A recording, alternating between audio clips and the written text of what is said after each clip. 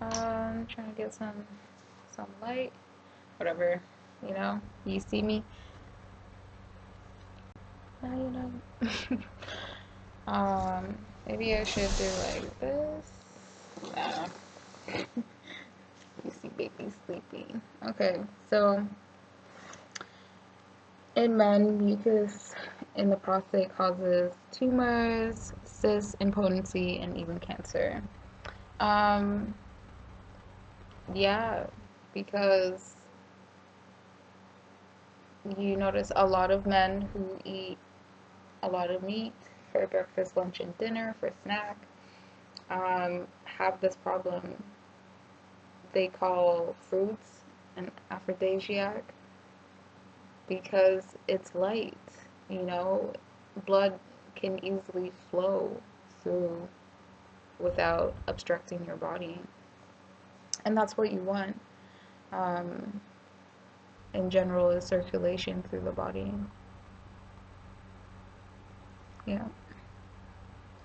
So, since we know that mucus is up to here in our bodies, from toe and up, um, we could safely assume that it's in our blood, it's in the cells, um, in our bodies.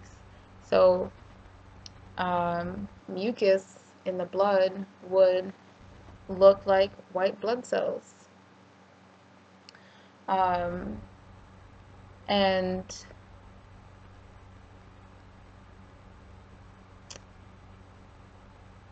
they would say, by they I mean scientists, biologists, would say that the more oxygen in your blood, it would be darker. You would look darker. There would be more melanin in your blood. So one would look browner, you know? And a lot of European white, um, you know, fruitarians, they notice that they get darker, you know? But they go too fast without doing enemas and all that. And they revert back to eating raw meat, It sucks. Um, but they know, though, that they do get darker. They can tan. They can stay longer in the sun without burning. Um, yeah, so it's also safe to say that naturally one wouldn't need sunscreen.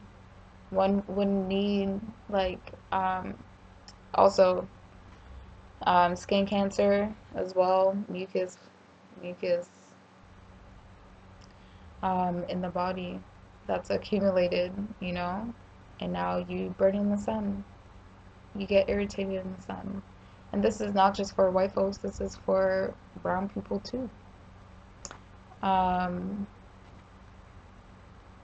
yeah, like you'll see or hear that brown people need sunscreen now. They need, um, you know, doctors because now they have skin cancer and all that. And that's simply because um, of the foods that they eat, that is not exiting out of the body. And that's what food is supposed to do, is to exit the body. Because essentially we don't really need food. We don't need meat, we don't need beans, we don't need any of these things because primarily we need breath. And Arnold Ehret was saying that our bodies is an air gas engine, and with that, um, like you don't want foods to obstruct your body from receiving air. oxygen to your brain, to your cells, to create circulation in your body, you know? So it's in harmony with its environment, with nature, with the cosmos, with all of that, you know? Like you can see that for women, our periods are out of whack, you know? Um, we take pills so we feel numb. We don't feel as intense as we should, you know? Because we are deemed as crazy. We should put it under the rug, you know? Go to work, you know? Work your 9 to 5 so your kids can have food, house over their them, you know, food on clothes on the back and whatnot. Um, yeah. So I just wanted to say how mucus can affect all of us, not just white people, but black people too. Even though we are brown. Um, so it just shows the amount of constipation in one's blood by the color of their skin, of their blood. You know, you can see it with white people. Like you hold them, you can see where the blood is like restricted. You know, like they'll literally turn red, they'll turn blue. Like, you know what I mean? So, and that's the color of their blood. You know, like you can see it. Anyways, it's constipation in the blood, and it looks white because it's accumulated mucus in the blood and the body and all of that. So basically, doing enemas, reading the mucus lymphatic healing system, and for women who want more of a spiritual like practice, you know, and the mucus lymphatic healing system isn't enough for you, I would definitely dive into Sacred Woman um, by Queen Afua. Um, but honestly, it's just putting your health in your hands and getting an enema bag, you know. We see what constipation looks like collectively, you know. We can't do much, you know, like in order to travel, you need to do paperwork.